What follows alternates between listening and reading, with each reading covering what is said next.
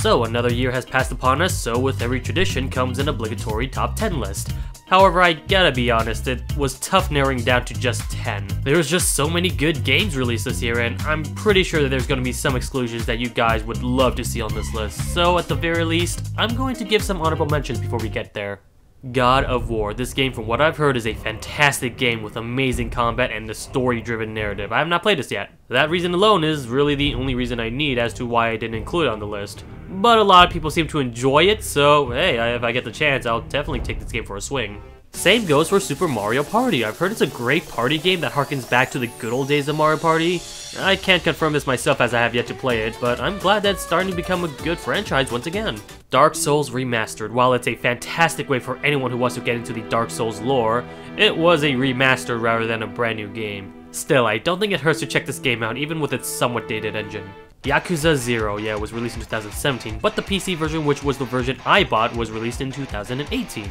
That complication kinda made me not want to include this game on the list, but it's still a fantastic Japanese drama with some very funny and lighthearted comedy sprinkled in.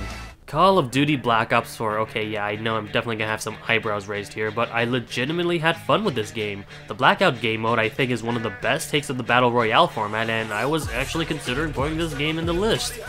But then the update where the terrible microtransactions came in, and yeah, it completely lost me. Needless to say, this was an easy pull out of the century. Sword Art Online Fatal Bullet. I don't think I played enough of this game to get a full gauge on whether or not this game is completely awesome, but for the time I did play this game, I did enjoy myself. It's easily the best Sword Art Online video game thus far, and mimics for the most part what it's like to be inside an MMO with a bunch of fictional friends. Of course, there are some drawbacks. Story-wise, it's relatively basic, and I can see some of the quests being somewhat repetitive, but I did like the third-person shooter gameplay, and as of now, I'm still looking forward to continuing the game. Pokemon Let's Go Pikachu and Eevee. This was a fun game for any casual Pokemon fan. That being said, I have to put the emphasis on the casual part. This game is way too easy, especially if you play this game cooperatively, and I feel that may draw some players away alongside the forced motion controls.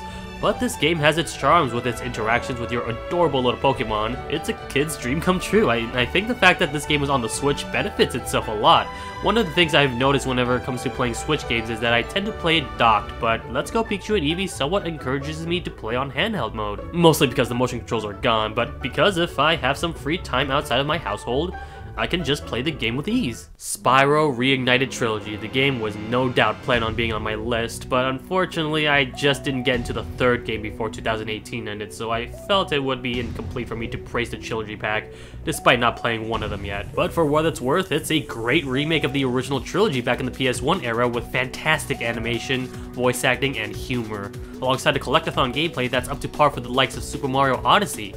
Speaking of which, I may be spending too much time with these games. I swear to God, 100% of these games is like a drug to me. Mega Man 11. If there's anyone who's itching for another Mega Man game, this is a fantastic addition to the series. With great level design, game engine, and boss battles, it's finally great to see the Blue Bomber himself rise up to the spotlight after a long, uncomfortable hiatus.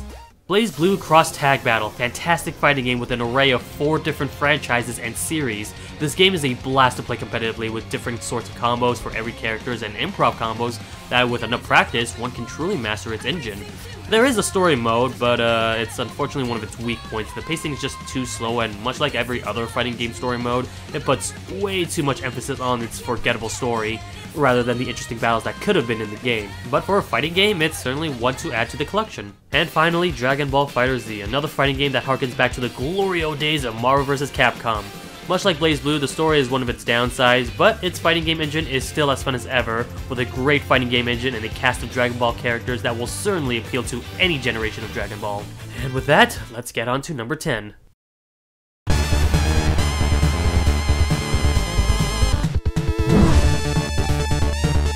Does anyone like the old Castlevania back in the NES? Well, then most likely you'll enjoy Bloodstained, Curse of the Moon. It harkens more towards Castlevania 3 with multiple playable characters with different skills and abilities. Sure, the game is relatively short, but it's also pretty cheap too, consisting of only $10.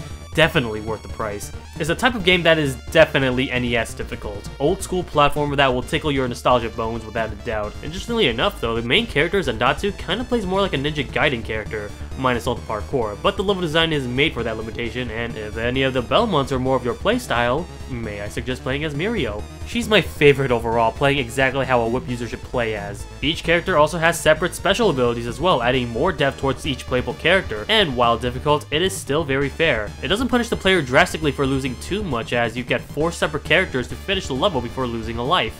Overall, Bloodstained Curse of the Moon is a modern NES classic, and a great way to get pumped up for the eventual Bloodstained Ritual of the Night.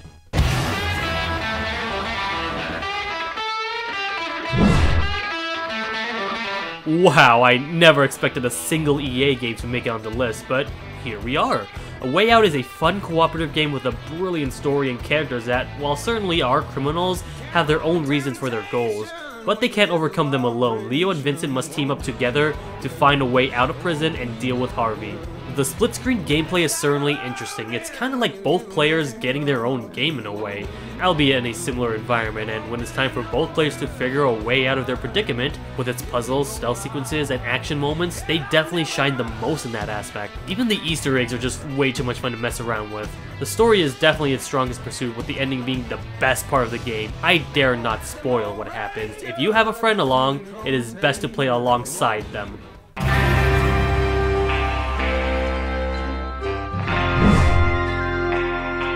I am so glad that Red Dead Redemption 2 did as well as it did. You can just tell by Rockstar's effort in making such a rich and beautiful environment, making sure that the game looks as graphically intense as possible, at the price of the frame rate. But thankfully, with a bunch of miscellaneous activities and side quests, the player has so much to do, it's like a completionist nightmare. I'll be honest, I'm not sure if it's better than the first one, but thankfully you don't have to play the first one to understand the story.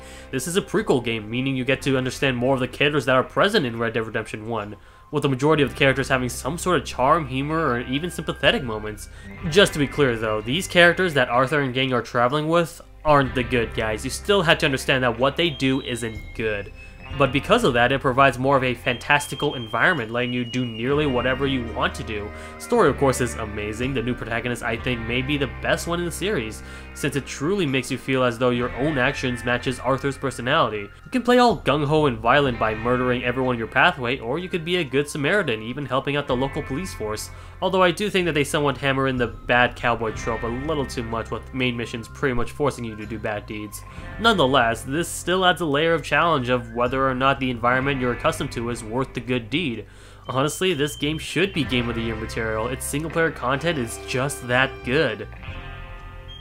The online mode sucks though. It's buggy, incomplete, and it's filled with microtransactions, and it's literally the only reason this game isn't any higher on the list.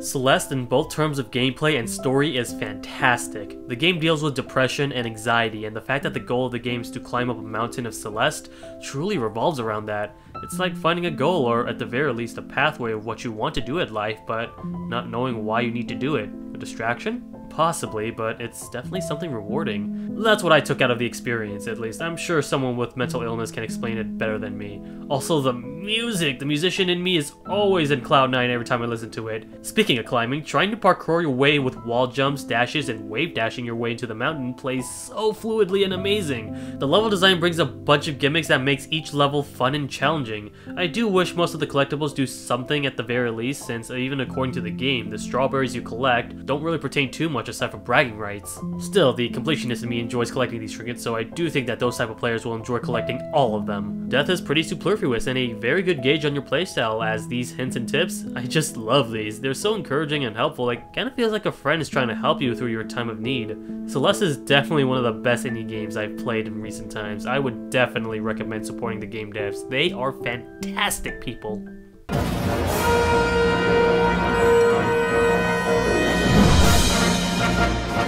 Would you believe that this is my first true experience towards the Monster Hunter games? I never really got any of them. I only played the PSP and the Wii U games, and if I have to be honest, they don't seem to appeal to me too much. It's certainly games that require you to have a buddy to get the full experience. Monster Hunter World changes that and makes it more beginner friendly for single player players. To rendezvous the monster-infested trench in order to help the 5th Fleet, this game nearly got me addicted to hunting monsters, and the rewards you get for hunting said monsters from side missions and main missions are so rewarding. It's not everyone's cup of tea, I will admit. It does require some grind in order to truly know the beauty of Monster Hunter. But for me, this is the type of game where I actually had fun grinding for those parts, experiences, and treasures. And all of it is just for the heck of it. Characters you meet are very basic, but definitely get the job done properly. Everyone has a purpose, whether it's for tutorials, smithing, scientific studies, or cooking. God, that food looks so scrumptious every time I see this cutscene. Gosh dang it, I could definitely go for some turkey right now. This game looks beautiful too. It's a game that I think casual fans will get into, and hardcore fans can have a blast with.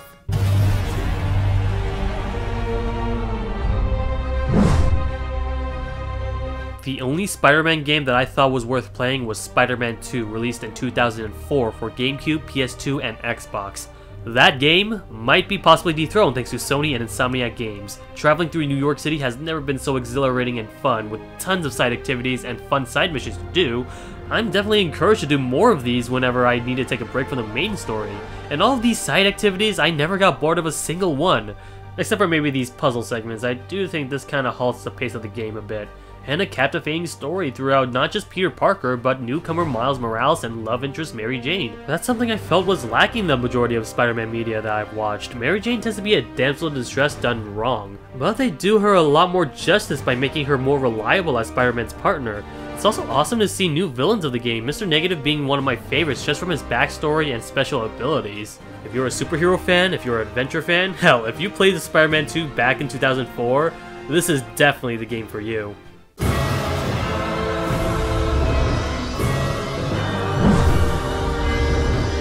I dabbed into this game after beating Valkyria Chronicles 1, so I do apologize if most of what I was introduced in Valkyria Chronicles 4 was actually in the 2nd or 3rd game. But since those two games never reached the West, I wasn't able to play them. Regardless, Valkyria Chronicles 4 doesn't seem to follow the continuity or plotline from the first one, so I'm judging it as its own game. There are new sets of characters with great personalities, but clear flaws that let them distinguish themselves with one another, with a level design that combines the action shooter-based gameplay of Call of Duty, while mixing it up with tactical-based role-playing gameplay of Fire Emblem. It's not straightforward. The levels can change up its pace with limitations of your soldiers or extra requirements to complete the mission, and of course it wouldn't be Valkyria Chronicles without permadeath. That factor alone makes taking care of your soldiers more personalized, and each soldier has their own strengths and weaknesses too, making you really think about what to do and who to use in the battlefield. If you think you can go ahead and shoot everyone in your pathway with just one character, that ain't going to work. You definitely need teamwork to plow through the opposition. The story is fantastic as ever, with each main character being distinguished with one another, and not getting along very well too. This adds conflict and adds to the theme of teamwork and trust. It's definitely a JRPG game for JRPG fans.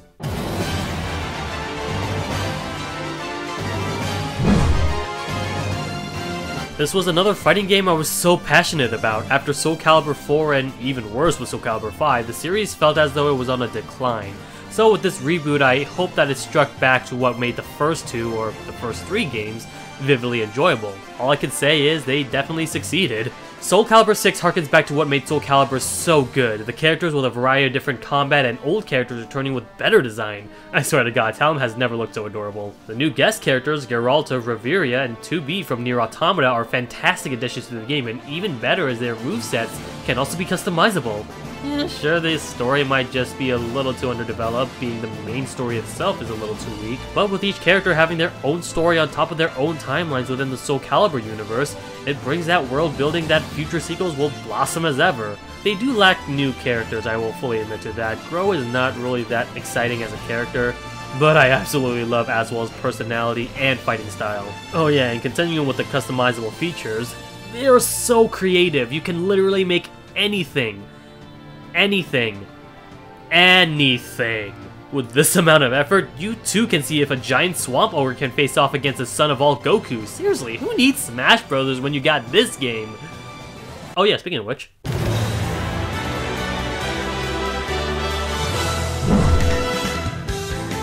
Ultimate is the best word I can describe this new installment of Smash Brothers. It is truly fascinating to see everyone back, whether they just appeared in one game or they are a returning veteran. It's amazing to see everyone from the obscure to what seems to be the impossible making it in.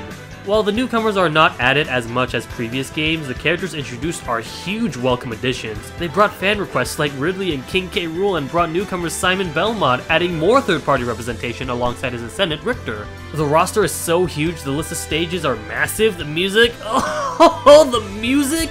They brought back amazing remixes from previous Smash Bros. Alongside brand new remixes that will surely get you into the smashing feeling.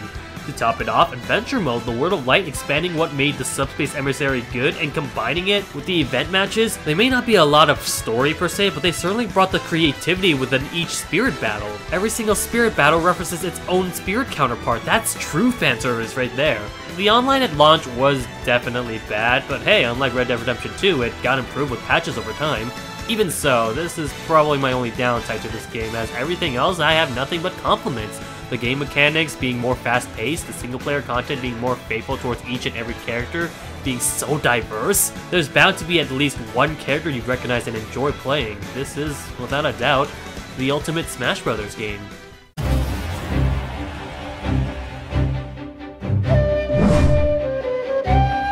My JRPG bias is showing, I realize, but I can't help myself. This is the JRPG game to play for anyone who was a huge fan of Square Enix back in the SNES era. That doesn't mean the characters look exactly like it though. While the character models are 2D sprites, the background scenery looks beautiful. Not to say that's the only thing the game has, since every single character, their backstories, and their journeys together are fantastically well done. I definitely have some favorites: Primrose, Cyrus, Ophelia, and that character. But I don't hate any single character. Their reasonings to achieve their goals each bring up a new experience, since it's essentially 8 different stories bundled into one game. In a way, it's also like playing through 8 separate games. The combat is as strategic as possible, taking the Bravely Default engine and fine-tuning it to adding more depth and strategy with every single character not only having their own elementals and weapons, but specific special skills as well, like Primrose being able to use Seduction, granting another summon, or Hanit's animal taming abilities, capturing them and using them in battle. It almost reminds me of Pokemon or Shin Megami Tensei now that I think about it. Octopath Traveler is a true JRPG experience that modernizes 2D visuals and makes them absolutely gorgeous.